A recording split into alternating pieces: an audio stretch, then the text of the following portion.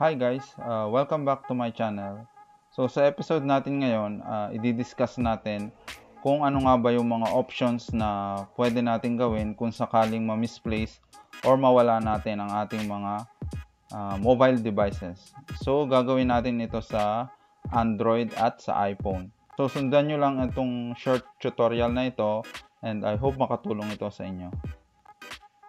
So guys, bago tayo mag-start at bago ka lang dito sa aking channel at gusto mo ng mga helpful tutorials, i-click mo lang yung subscribe button na yan, leave a comment and like and share this video and hit the notification bell para updated ka sa mga latest upload ko. So guys, ang unang settings na gagawin natin ay sa iPhone. So punta lang tayo dito sa settings. Tapos i-click nyo yung Apple ID nyo. And then go to iCloud. Diyan sa iCloud, scroll down nyo lang, may makikita kayo na Find My iPhone. So may dalawang option dyan, Find My iPhone and Send Last Location. So you have to make sure na naka-on pareho yung dalawang option na yan. And then pupunta tayo sa browser natin or sa Google Chrome. Punta tayo sa iCloud.com.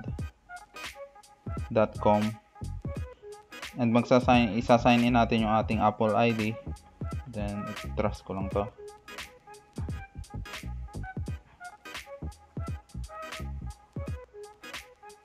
So, dito sa browser na to, may makikita ka na Find iPhone.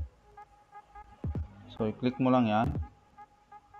And under dito sa All Devices, i-select mo kung alin yung phone na nawawala mo. So, select ko tong iPhone 6 ko, and dito sa my left side may mga option dyan na play sound or make it on lost mode or even erase the content of the phone. So pwede mo yung gawin kung sakaling nawala mo yung iPhone mo. So pag click nyo yung play sound, so mag-alert yun dun sa missing iPhone and magkakaroon nyo ng sound, ng malakas na sound and even lost mode. So itatry ko ngayon na i-select yung play sound.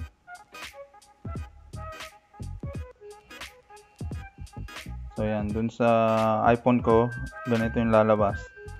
May Find My iPhone alert at saka may sound siya. So i-click okay ko lang yan.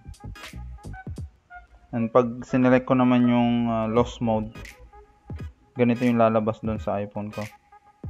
Ayan, mayroong optional dito na pwede kang maglagay ng number na in case nawala, pwede silang tumawag dito sa number na to. So, let's say ilalagay ko yung mobile number ko. So, i-click next ko lang yan.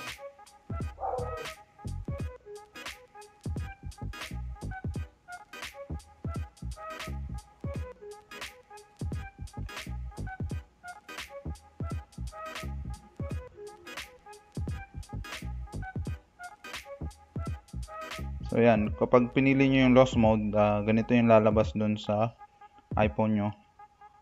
So nakalagay dyan, this phone has been lost. And lalabas yung number kung saan sila pwedeng tumawag para maibalik yung phone. Ito namang erase phone, so pag sinelect nyo yan, so ma-erase lahat ng content ng phone. So parang ma-reset siya as factory default. So, punta naman tayo sa Android phone ko. So, kung sakaling nawala yung Android phone nyo and nakalagin kayo doon sa Gmail account nyo doon sa phone na yon. So, punta kayo doon sa inyong laptop or PC and then sign in kayo sa Google Chrome doon sa account nyo. I-select nyo tong account nyo and then select nyo yung manage your Google account. Punta kayo sa security dito sa bandang kaliwa. Scroll down nyo lang. May makikita kayo dyan your devices.